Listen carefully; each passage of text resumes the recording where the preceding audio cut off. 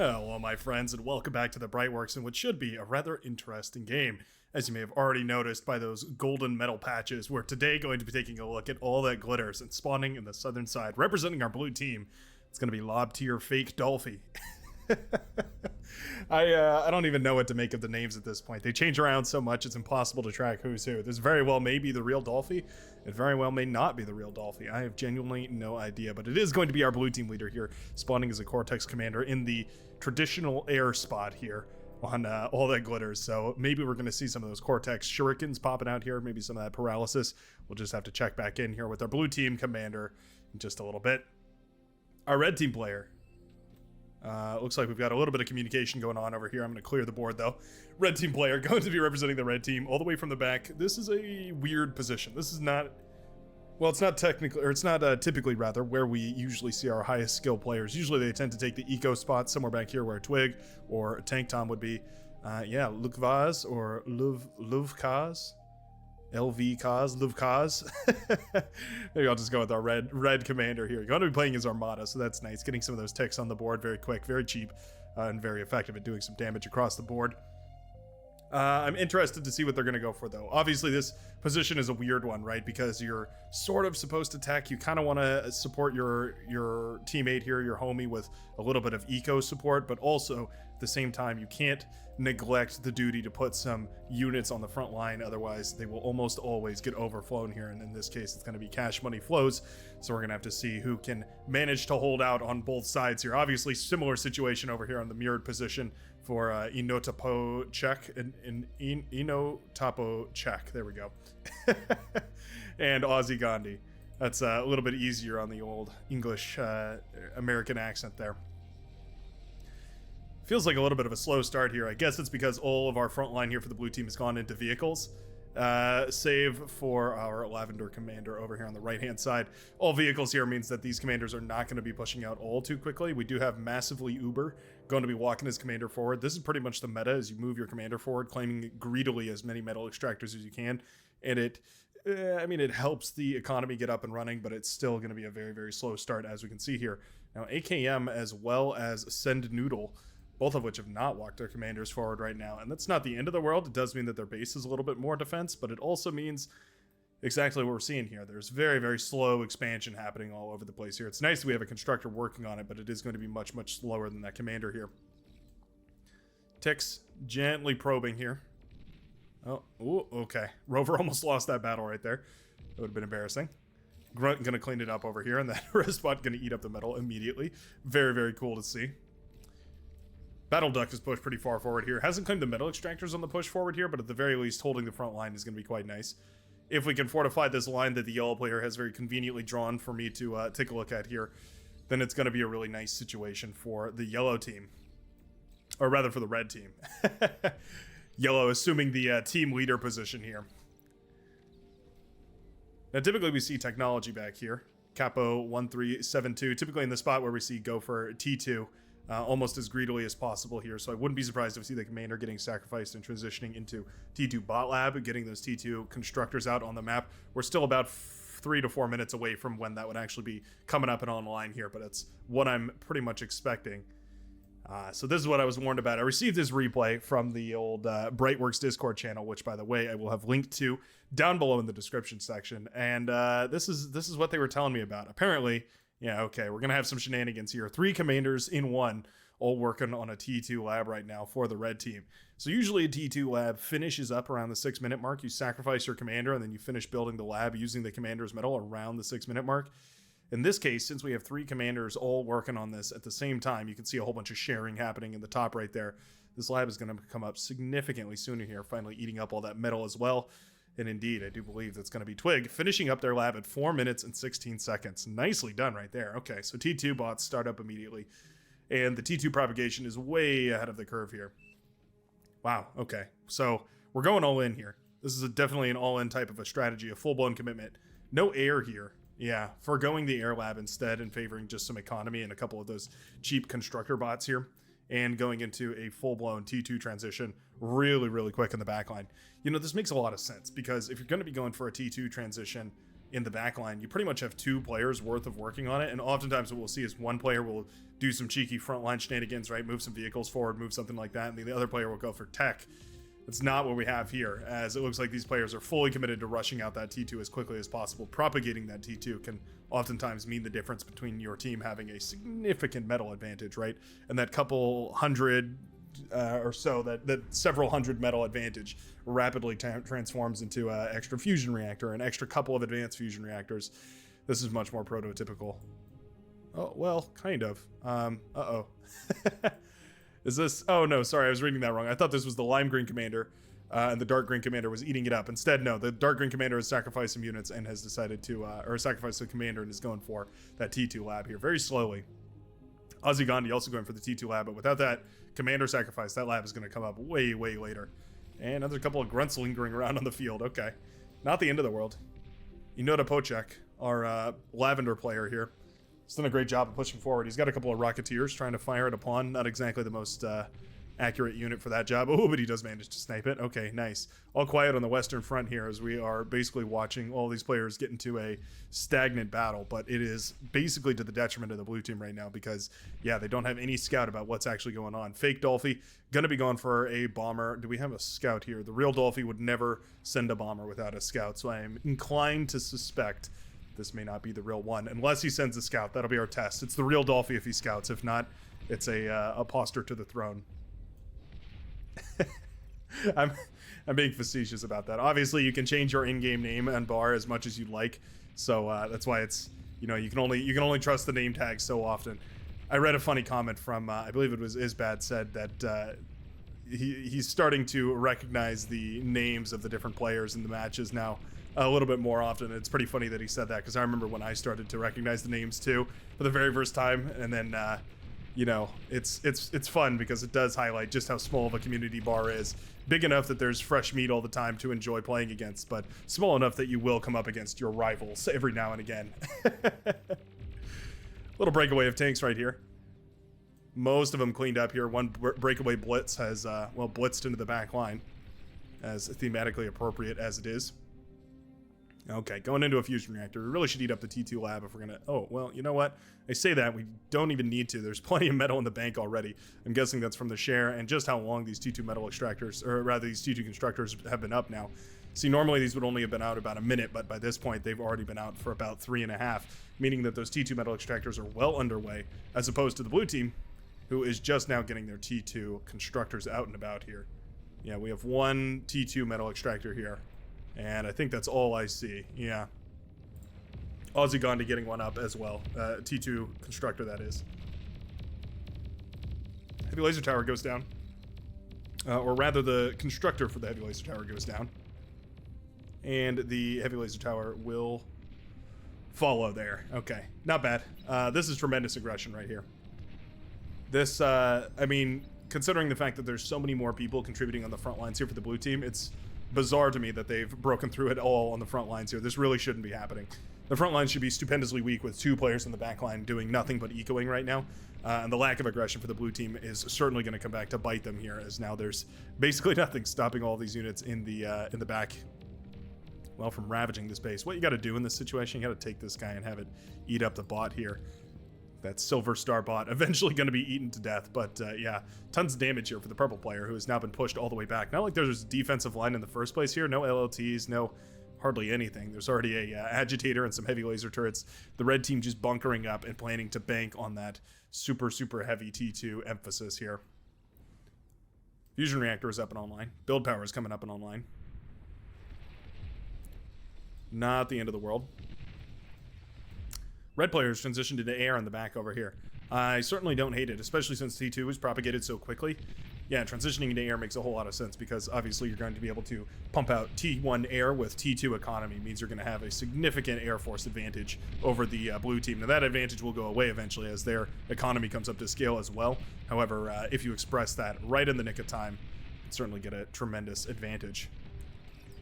Resbot's doing a great job repairing things up over here. Would love to see a resurrect as well. There's also some construction turrets patching all the frontline defenses back together here as well. It's always lovely to see. Our light blue player is going for a couple of those shell shockers.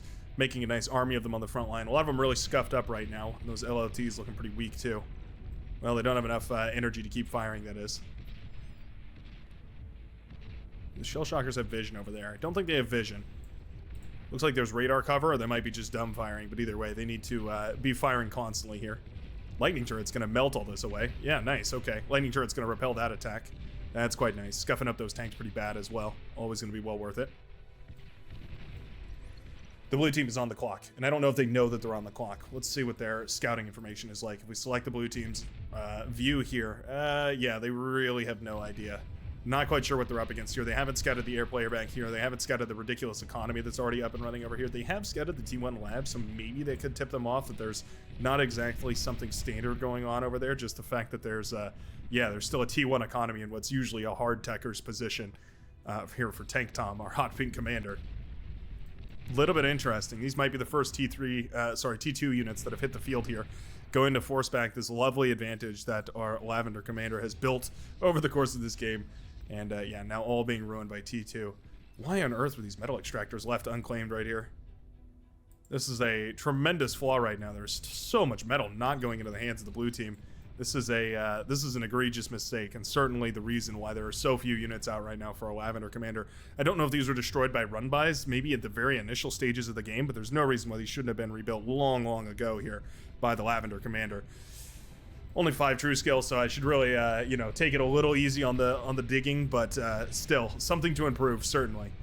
It's I mean, frankly, as the Lavender commander here, maybe should be glad that the solution to the problem is relatively straightforward. You just have to get a constructor, and you just got to put it on construct. Mass select those metal extractors. Hit Z twice. Double tap Z. Select your metal extractor area select mode. Go ahead and fire away. You're going to claim a whole bunch of those metal extractors here. It's going to be way harder to hold here with how much less metal has been going into the bank. Although the Shuriken coming in right in the nick of time. Going to try and shut down a whole bunch of those hounds that are pushing in here. Oh, well, kind of. They're doing their best. Not tremendously effective here. It looks like we don't have the EMP rework enabled, so these are just paralyzing until those boys will shut down completely here. See, it's nice that we have the Shurikens here, but there's hardly any follow-through. Eventually, some hounds are going to get to work firing on all of this. Feels like if those hounds were a little more aggressive, they might have been able to do a whole lot more work. SAM turret built over here. That's a very heavy defensive structure. And now Marauder out on the front line. Marauder only 970 metal, which is pretty expensive for early game economies. And I say early game, we are 12 minutes into the game. But, I mean, certainly the blue team is not expecting T3, or at the very least not prepared to handle T3. These Marauder are going to storm through the base right now. The only hope they have is to get a couple of killer deacons against these Marauder. You know what, that being said, Janice doing some serious work bringing those down as well, but I don't think it's going to be enough. No, it will not. What exactly is the blue team hoping to do here? If these are microed properly, there should be nothing that can stop these at this point. Yeah, they're going to tear through blitzes. They're going to tear through metal extractors. I mean, 3 of them could certainly kill this commander here. Sen Noodle doesn't even really have the economy to support a cloaked commander right now. Not a moving one anyway. 900 metal per second here. Yeah, these Marauder are going to be microed phenomenally here. Sen Noodle's commander is going to go down, and that leaves the wide open pathway here for these Marauder to express. The orange player also harassing the backline here of massively Uber. Oh no, this is just crumbling right now for the blue team. They completely underestimated what was going on. It was a full-blown eco cheese, and now they're paying the dire consequence of non-punishing the red team here. Wind turbines spaced out a little bit, so they're not chain reacting as brutally there, but it won't really matter as those Marauder keep stepping their way backwards here. Fight Dolphy. Oh, he catches him. Oh, misses the D-gun. Gets the second one. We get a third. Oh, not quite. Shut down 2 of the Marauder, and that certainly shuts this push down a little bit here, but more reinforcements are going to be coming out here. Man, they pack a punch too.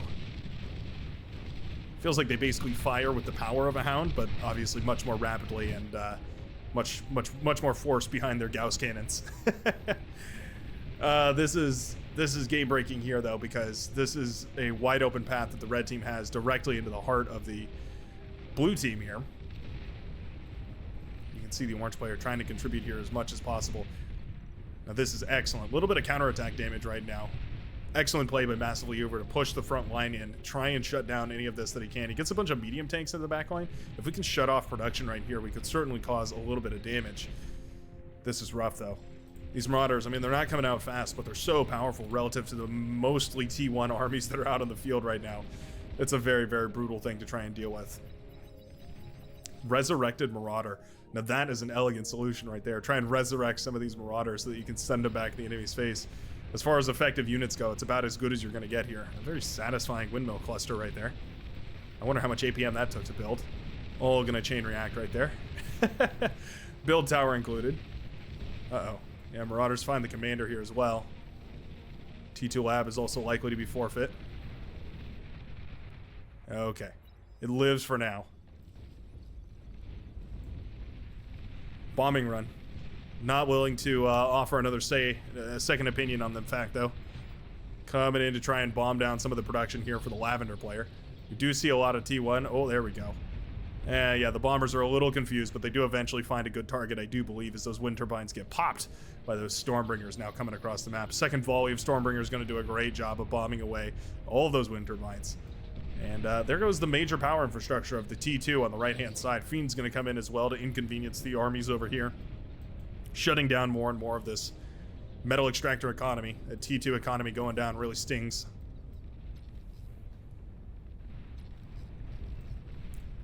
This is game. I don't think the blue team really has anything to say about this. Sharpshooters are one semi-effective counter to the Marauder. Of course, you need the sharpshooters in exactly the right position, and they have to be enough of them to blast down the Marauder, and that's often a tricky number to come up to. I think it's about 4 to 5 of them. It's hard to get there, especially tricky when you're already taking a massive hit like this. Going to be very, very difficult for the blue team to come up to those numbers here. It's not impossible, but it'd be very, very difficult with these bombers continuing to harass the air player as well. Oh yeah, that's starting to sting. A flak turret will eventually shoot down all of these T1 bombers here. See another wind turbine kill. We will see another 4 wind turbines going down with that bomber. He's coming in with a vengeance. That's beautiful. Reinforcing Marauders. Pumped out of the red players' production center here. Well, I guess it's the tan players' production center. It's all funded by the yellow player, but it's all built by the tan player, or belongs to the tan player. A little bit of teamwork goes a long way in this game, huh? You figure 8 commanders work together better. Marauders ready to continue running by here. Hounds were looking to engage these Marauders. There's enough of them to pose a somewhat serious risk, although yeah, you can see they really don't scratch those Marauders too hard. Marauders very powerful. An extremely powerful unit, the perfect unit for this sort of early game shenanigans here now. Scorpion turrets are going to fire away here. Oh, and the Commander D-Gun will clean up the rest of them. Excellent hold right there by Fake Dolphy, but it's going to be tricky, and it's not going to get easier from here with this right-hand side completely exposed. Fiend's also running in here trying to get as much damage as possible. Oh, Ozzy Gandhi calls the resign vote. Is this where it ends for the blue team? Huge push of T1 over here on the northern left-hand front. Gauntlet firing away into those T2 and actually getting a pretty significant connection. Weakening a lot of these units right there. You know what? Yeah, those those Sheldon were not having a fun time going up against that Gauntlet, but it looks like it's not going to matter. The blue team's morale has been crushed. The Marauder push early on has ravaged them. I see a Razorback marching towards the front lines as well. I'm sure as soon as that had hit the lines and started shredding apart that T1, it was only a matter of time here. Excellent little cheese right there by the red team. It was a significant failure on behalf of the blue team not to scout that out, not to realize what was going on, and to fail to aggress through the cracks and crevices in the red team's armor and shut that down appropriately. And that's going to net the red team a significant victory here. Praedith earning the Golden Cow Award for pumping out those T3, even though it was significantly Twig's economy here. I believe if we take a look at these graphs, yeah, I mean, that pretty much shows the story, right? Twig, who was granted all the economy in the backline here, turned it into T2, turned it into fusion reactors, turned it into T3. This is the graph of a super eco cheese, and it's one to be well aware of. Thanks a ton for watching. This is a bit of a quicker one, but if you're interested in daily Beyond All Reason videos, you can always go down there and hit that subscribe button. You can also hit the like button if you like this one in particular, and I hope you have a great rest of your day. I will see you in the very next Beyond All Reason video. Peace out, folks.